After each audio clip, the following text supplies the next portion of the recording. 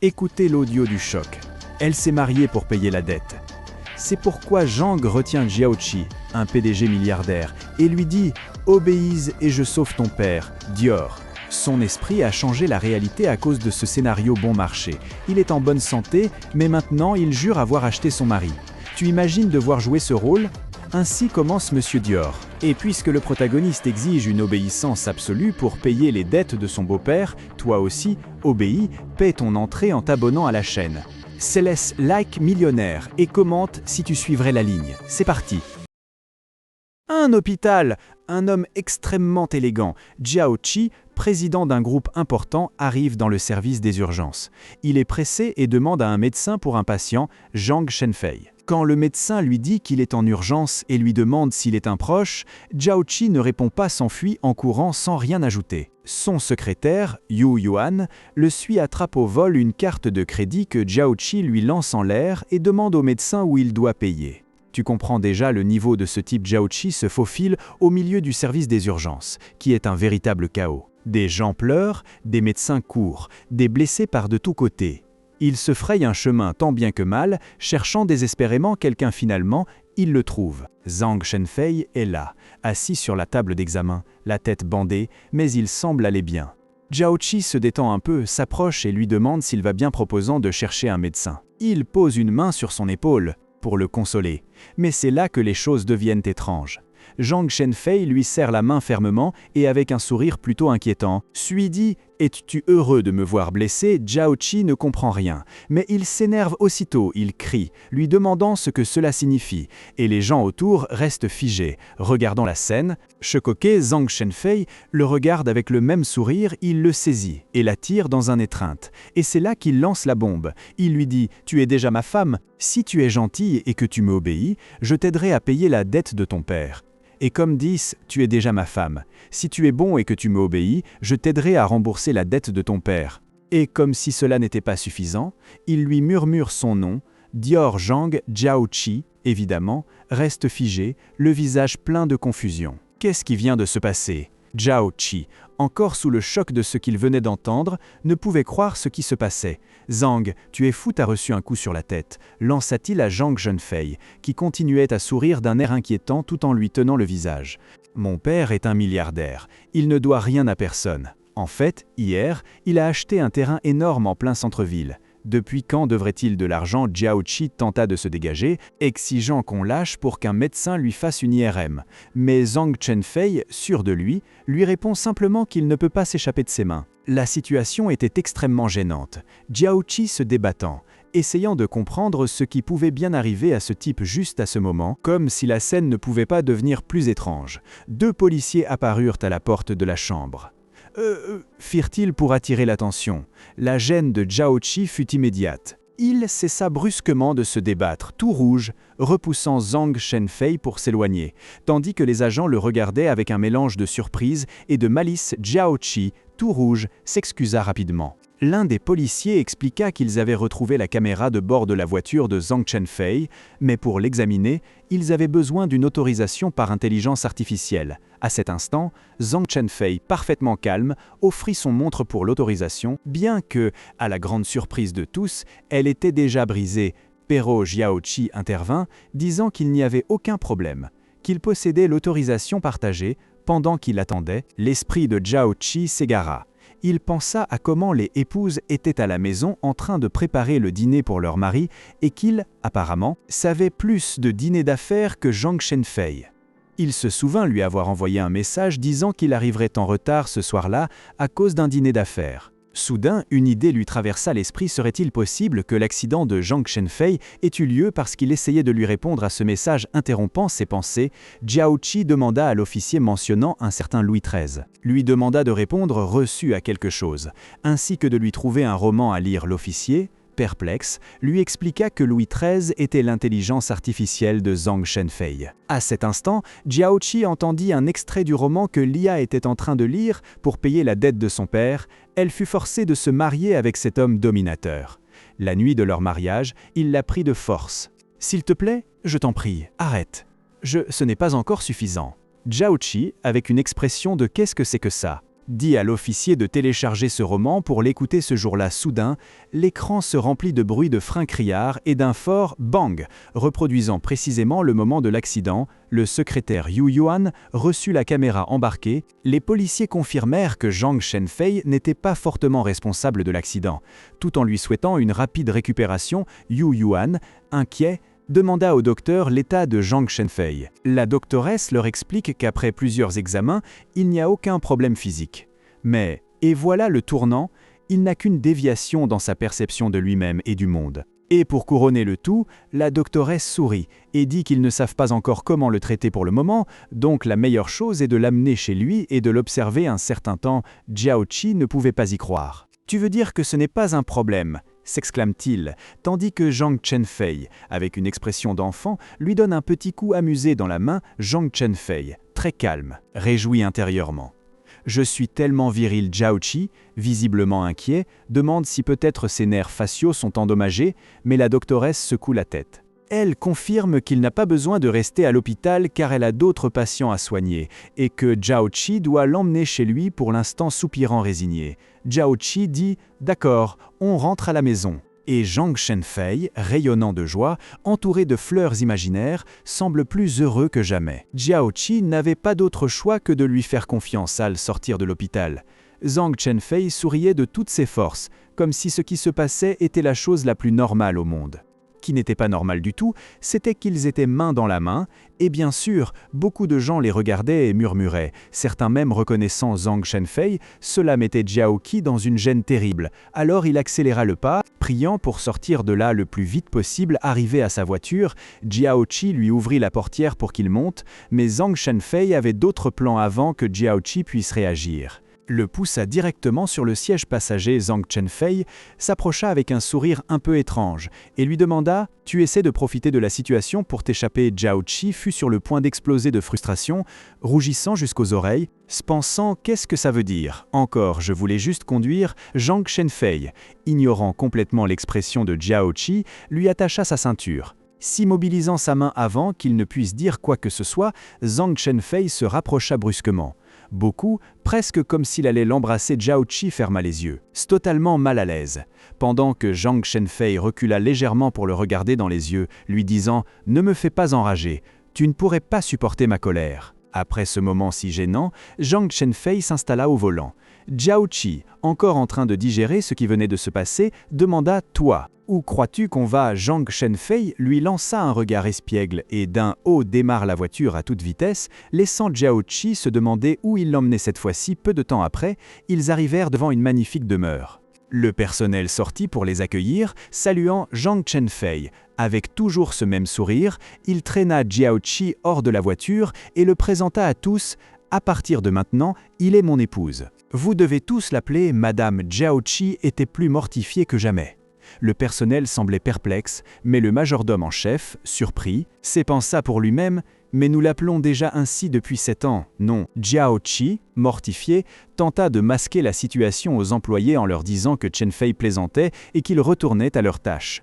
Mais au lieu de coopérer, Shenfei l'attrapa par la taille, l'embrassa d'un sourire. Avant que Jiao Qi ne puisse réagir, il le souleva comme une mariée et commença à monter les escaliers de la demeure, tandis que Jiao Qi hurlait furieusement. Le personnel, entre le choc et la confusion, ne put que les voir disparaître en haut des escaliers.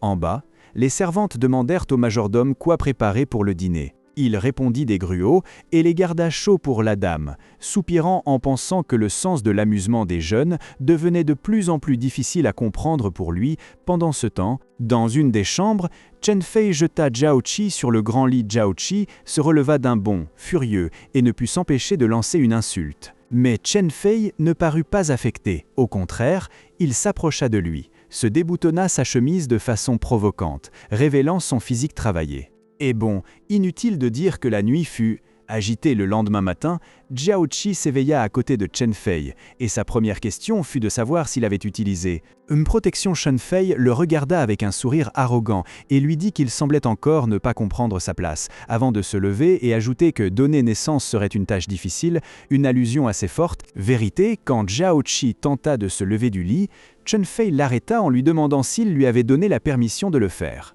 Mais Zhao Qi en avait assez. Il se dirigea directement vers la salle de bain, Chen Fei sur ses talons, et lui demanda ce qu'il faisait. La réponse de Zhao Qi n'avait aucun filtre, « Merde sur tes enfants ». Ce qui fit exploser Chen Fei de colère tandis que Chen Fei reprochait à Zhao Qi son impertinence. Sans hésiter, Zhao Qi lança la cuvette des toilettes. Chen Fei ne pouvait croire qu'on lui parle ainsi. Il se sentait totalement insulté. « Parfait », hurla Chen Fei. J'ai tout le temps du monde pour ça. Je ne paierai pas un seul centime de la dette de ton père tant que tu ne seras pas enceint de mon fils. Zhao Qi, avec un sourire sarcastique, répondit « Ah, alors je suis très effrayé ». Et pour couronner le tout, il l'aspergea entièrement avec la douche. Zhao Qi, après la douche forcée un peu plus tôt, était au lit à côté de Chen Fei. La pièce était froide à cause de la climatisation, mais Chen Fei dormait sans couverture. Zhao Qi se demanda si c'était fait exprès pour lui inspirer de la pitié. Au final, il ne put résister et le couvrit avec la couette, même en l'embrassant légèrement. Bon, pensa-t-il, pour cette fois, je vais laisser passer. Le lendemain matin, soleil inondait déjà la demeure quand Zhao Qi s'éveilla.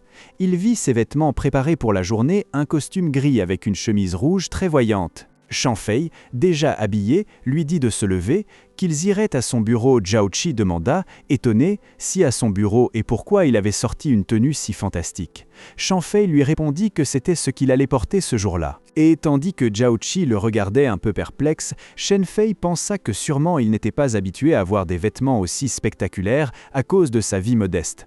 Ensuite, au petit déjeuner, Zhao Qi se sentait mal au ventre. Il pensa que c'était à cause du repas manqué de la veille et se promit de ne plus commettre cette erreur. Mais Chen Fei, qui ne ratait jamais une occasion, le taquina en lui disant qu'il était un faible et qu'à cet effet il ne pouvait pas être son homme. Zhao Qi, épuisé, surgissait ne put que lui dire de se taire ainsi. Ils arrivèrent devant l'imposant bâtiment de l'entreprise Chen Fei Main dans la main. On entendait les employés rester bouche bée. Chen Fei, avec son sourire habituel, pensait que les gens étaient sûrement curieux de savoir avec quelle de ses maîtresses il sortait aujourd'hui. Zhao Qi, intérieurement, se demanda s'il avait d'autres maîtresses. Chen Fei, s'approchant de lui et lui caressant la joue, lui demanda s'il était jaloux. Zhao Qi, complètement furieux et le visage rouge, l'insulta et lui dit de l'attendre. En entrant dans l'ascenseur, un groupe de femmes qui attendaient s'étonnèrent de voir Zhao Qi. Elles murmurèrent qu'il devait sûrement être le président Zhao et qu'il venait faire une inspection surprise, priant le ciel de ne pas commettre d'erreur parce qu'il était trop strict. Chen Fei, quant à lui, appuya le bouton d'un étage et Zhao Qi lui demanda s'il ne se souvenait pas de quel étage ils allaient. Chen Fei, avec son arrogance habituelle, lui dit que son bureau devait se trouver au dernier étage, avec de grandes fenêtres et une vue panoramique, comme un président dominant. Mais Zhao Qi, avec un sourire, brisa cette illusion. Son vrai bureau se trouvait au milieu du bâtiment pour plus de praticité dans les communications et bien sûr pour une évacuation d'urgence. À cela, Chen Fei, avec une tête de petit enfant capricieux, pensa que cela n'avait rien de tendance, dit que son bureau devait se trouver au dernier étage, avec de grandes baies vitrées et une vue panoramique, comme un président dominant. Mais Zhao Qi, avec un sourire, lui rompit la fantaisie. Son véritable bureau se trouvait au milieu du bâtiment, pour plus de praticité dans les communications, et bien sûr, pour une évacuation d'urgence. À cela, Chen Fei, avec une tête de petit enfant capricieux, pensa que cela n'était pas du tout tendance. Zhao Qi et Chen Fei arrivèrent enfin au bureau, où une foule d'employés les attendait déjà. À peine les portes de l'ascenseur s'ouvrirent, le chaos s'installa, des gens tendaient des documents, annonçaient des réunions. Mais Zhao Qi ne leur prêta guère attention car Chen Fei s'approcha de lui et lui chuchota à l'oreille qu'à partir de ce moment, il allait travailler avec lui. Les autres employés ne pouvaient croire ce qu'ils entendaient. Certains se tenaient la tête, choqués. Et Chen Fei continua, expliquant à Zhao Qi qu'à présent, il serait son assistant personnel chargé de lui servir le café, le thé, d'organiser les documents, et bon, là, Chen Fei s'approcha encore plus. Lui murmura quelque chose à l'oreille qui le fit rougir jusqu'aux oreilles. Zhao Qi resta figé, gêné, se demandant si Chen Fei disait vraiment ces choses en public. Mais en même temps, au fond de lui, une étincelle s'alluma, comme si ces mots évoquaient des souvenirs d'un passé lointain qu'il n'avait pas entendu depuis bien longtemps, à peine remis sur pied. Zhao Qi le poussa légèrement pour garder la distance et adopta aussitôt son rôle de président. Il dit aux employés qu'il allait lui-même déménager dans ce bureau, que tous les documents importants devaient lui être apportés pour vérification, qu'il devait reporter la réunion prévue. Les employés, sans rien dire, répondirent « Oui, monsieur le président Jiao ». Shan Fei, quant à lui, ne comprenait rien.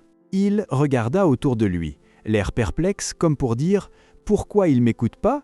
Mais lui, oui, la situation devint encore plus étrange quand Jiaoqi, sans demander la permission, s'assit à son ordinateur et se mit à taper. Bien sûr, Chen Fei lui demanda comment il connaissait le mot de passe. Jiaoqi, avec un air de « Qu'est-ce qu'il y a de bizarre ?» répondit le plus calmement du monde. À ce moment, Chen Fei devint très méfiant. Il saisit la main de Jiaoqi sur la souris et le coinça contre le bureau. Leur visage très rapprochés, il l'accusa d'être un espion. Teft feindre tout ce qui concerne la dette de son père, et il l'avertit qu'il ne supporterait pas les conséquences s'il le trahissait. Mais Jiaoqi, milieu de la tension, s'inquiétait surtout de son apparence vestimentaire. Il lui dit que c'était un nouveau modèle Dior et lui demanda, presque en suppliant, de le lâcher tandis que Chen Fei continuait de lui murmurer des phrases coquines à l'oreille. Uf, quel moment! Alors que Jiaoqi a ruiné la fantaisie de Chen Fei sur son bureau au sommet, vous, brisez son bouton s'abonner. Commentez quel manhwa vous voulez qu'on démonte la prochaine, et à la prochaine vidéo. Regardez, dans cette deuxième partie, nous poursuivons le chap dans l'ascenseur devant tout le monde. Shan Fei fait étalage de son côté possessif de PDG, tandis que Jiao tente d'ignorer que l'IA lui a grillé les câbles. Un nouveau rival menace désormais de briser cet équilibre fragile. Et c'est ainsi que débute Dior Monsieur, partie 2. Si Chen Fei croit qu'il peut payer des millions avec quelques billets sales, montrez que son soutien a bel et bien du niveau. Abonnez-vous, likez et commentez si le docteur devrait nous prescrire des bloopers pour supporter tout ce cringe. Allez-y. Après avoir mangé, Chen Fei passe en mode dominant et traîne Jiaoqi au parking, prétendant régler une dette. L'atmosphère devient lourde quand il répète sa condition délirante, il ne lâchera pas un centime pour la dette de son père jusqu'à ce que Jiaoqi soit enceint. État délirant, il ne lâchera pas un poids pour la dette de son père jusqu'à ce que Jiaoqi tombe enceinte. Jiaoqi ne se laisse pas devancer et exige un acompte pour l'entretien de sa personne, comparant son temps à un tarif professionnel afin que l'autre comprenne. Son plan fonctionne bien, car Chen Fei, amusé par son audace, lui promet 100 millions d'entrées tout en marchant vers le médecin. Arrivant à la clinique, le procédé se traite parce que la IA de Chen Fei est cassée et ils doivent payer l'enregistrement manuellement. Chen Fei ressent que l'endroit manque de classe, puisqu'on lui demande de l'argent à peine entré pour lui, si ce n'est pas un enlèvement ou une histoire dramatique pour extorquer de l'argent à la femme. Si la situation est simplement ennuyeuse. Shan Fei se rendit que lui paie des millions à sa femme pour la nuit dernière, mais en réalité, il lui remet une poignée de billets sales devant tout le monde. C'est le comble du gênant pour Jiaoqi, qui ne souhaite qu'être avalé par la terre, tandis que l'autre s'ignore comme un magnate généreux. Dans le cabinet, le docteur Kedeler explique que le coup lui a mélangé les câbles de l'IA avec les nerfs, transformant sa vie en un film sans fin. C'est essentiellement le même cas qu'un enfant qui se croit Superman à cause d'un accident similaire pour Chen Fei. La réalité a désormais un scénario et des effets spéciaux. La tension monte quand le docteur feint de ne pas le connaître par « être venu de l'étranger ». Mais Chen Fei le déstabilise en lui rappelant qu'il était lui-même celui qui l'avait escroqué en lui vendant des crèmes de luxe. Le médecin est un véritable imposteur, mais cet échange permet de confirmer que les souvenirs réels de Chen Fei sont encore là, même s'ils sont enfouis sous le délire. Avec l'atmosphère tendue à cause de la réclamation concernant les crèmes, le docteur note que la mémoire ordinaire du patient ne présente aucune anomalie. Il n'a d'autre choix que s'asseoir et accélérer le processus pour commencer enfin l'examen physique. Le diagnostic officiel est le syndrome de confusion causé par l'IA Chen Fei à les fils croisés, et son cerveau remplace des souvenirs réels par l'intrigue d'un roman. Jiaoqi voudrait mourir en réalisant que le délire actuel provient du livre La mariée d'1 million de dollars de l'EPDG autoritaire, jetant à la poubelle toute sa nuit de recherche sur d'autres clichés littéraires. Heureusement, le médecin explique que l'IA dispose d'un système de nettoyage automatique qui efface ces données inutiles de temps en temps. Il ne reste plus qu'à attendre quelques jours, le temps que le système se réinitialise tout seul pour que Chen Fei retrouve la raison. Même si le processus va être une épreuve difficile pour les nerfs de Jiaoqi. Et pour confirmer que le diagnostic est exact, Chen Fei interrompt la conversation avec une crise de jalousie digne d'un dieu, accusant Jiaoqi de parler trop avec un autre homme. Aussi absorbé par son rôle de propriétaire possessif que l'atmosphère devient écrasante en un instant, tandis qu'il l'entraîne de force. Pour couronner le tout, le docteur lui envoie une ordonnance avec une montre, ce qui s'avère être un montage vidéo d'autres patients faisant des bourdes avec le même trouble. Jiaoqi ne peut croire que son unique aide soit une vidéo de blooper, pendant que le médecin rit en disant que l'humour est le meilleur remède. De retour dans l'appartement, Chen Fei passe en mode CEO séduisant. Il ordonne à Jiaoqi de le satisfaire avec une attitude super arrogante. Jiaoqi gâche toute l'ambiance en l'ignorant superbement. Puis, elle se met à sécher ses cheveux, laissant l'homme comme un enfant grondé, sans autre choix que de se laisser choyer. De retour au bureau, Chen Fei ne perd pas de temps et l'encercle dans l'ascenseur, pour un baiser intense. Il veut faire le malin en menaçant de le faire là, devant les caméras. Mais Jiaoqi lui met les pieds sur terre d'un seul coup, en lui demandant si 3 secondes lui suffisent pour descendre son pantalon. Pendant ce temps, dehors, les employés discutent de la rigueur et de l'atmosphère sévère du travail sous la direction de Jiaoqi.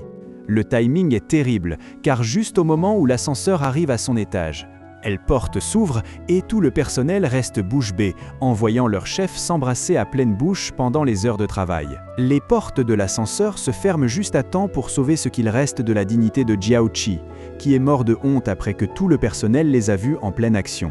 Une fois dans le bureau, Jiaoqi passe en mode président et coupe net les exigences d'un streamer qui demandait trop de budget, laissant clairement entendre que personne ne lui fera face sur les chiffres. Pendant ce temps, Chen Fei le surveille avec une paranoïa totale et meurt de jalousie, convaincu que même le salarié le plus inoffensif de l'entreprise essaie de séduire sa femme devant ses yeux. Convaincu que même le salarié le plus inoffensif de l'entreprise essaie de séduire sa femme devant lui. La situation devient tendue quand Lee Ying-jun, PDG d'une autre entreprise, apparaît pour proposer une joint venture pour le cerveau de Chen Fei. Ce n'est pas une réunion d'affaires, mais un défi direct d'un rival qui vient lui voler sa compagne. Chen Fei interrompt brusquement la réunion car il ne compte pas partager quoi que ce soit avec son rival. Alors Jiaoqi n'a d'autre choix que sortir Lee Ying-jun du bureau en s'excusant pour l'impolitesse. À peine se retrouve-t-il seul. Chen Fei active son mode toxique et l'accuse de regretter son ancien amant. Un sujet qui touche profondément Jiaoqi, car effectivement, ils ont eu une relation il y a des années, qui n'a pas fonctionné. Pour marquer son territoire, Chen Fei l'assoit brutalement sur ses genoux et l'oblige à boire dans sa coupe tout en lui lançant des phrases de roman à dessous, laissant Jiaoqi complètement déconcerté. Tout dégénère quand Lee rentre soudainement sans prévenir et les surprend dans cette position, il les trouve dans cette posture. L'homme pense que Chen Fei l'oblige et tente de sauver Jiaoqi, qui ne fait que faire exploser Chen Fei de colère en voyant que son rival ose toucher sa compagne. Lee montre les vêtements tachés comme preuve de maltraitance, mais Chen Fei, las qu'il s'immisce dans ses affaires, marque son territoire en couvrant Jiaoqi de son sac pour l'empêcher de voir le rival. C'est le geste possessif classique, celui du manuel, qui ne fait que confirmer les soupçons de Lee. Jiaoqi tente de calmer les eaux en expliquant qu'il s'agit d'un accident avec le vin, parvenant à faire reculer Lee par respect pour le mariage, bien qu'il parte convaincu que Chen Fei est un manipulateur de première. Avant de partir, il leur laisse des invitations, laissant l'atmosphère tendue et pleine de doutes. Avec le bureau vide, Jiaoqi n'a qu'une envie: analyser le désastre de sa nouvelle chemise, quand un message arrive de Lee, lui offrant de l'aide pour s'échapper de sa prétendue situation de violence. Le timing est terrible, car Chen Fei est déjà en mode détective et n'entend pas laisser passer la moindre attitude suspecte. Jiaoqi tente de cacher sa montre pour ne pas compliquer davantage les choses, mais son attitude évasive ne fait qu'aggraver les paranoïas de Chen Fei. L'homme explose de jalousie, le retient brutalement, et il l'entraîna vers le canapé, convaincu que son partenaire le trahissait derrière son dos avec l'adversaire. Chen Fei est complètement nu et décide que cette chemise tachée doit partir, alors il passe en mode dominant et lui arrache brutalement sa chemise à Jiaoqi. C'est un moment extrêmement gênant, car l'homme n'écoute aucune raison et ne cherche qu'à marquer son territoire, guidé par son délire de roman. Comme il n'a pas d'autres vêtements sous la main, il lui met sa propre chemise. Mais il lui reste trop court sur les pantalons, alors il prend la décision la plus bizarre: les jeter par la fenêtre. Jiaoqi ne peut pas croire que ses vêtements se sont retrouvés dans un buisson, mais il comprend que sa réalité actuelle est désormais ce chaos constant.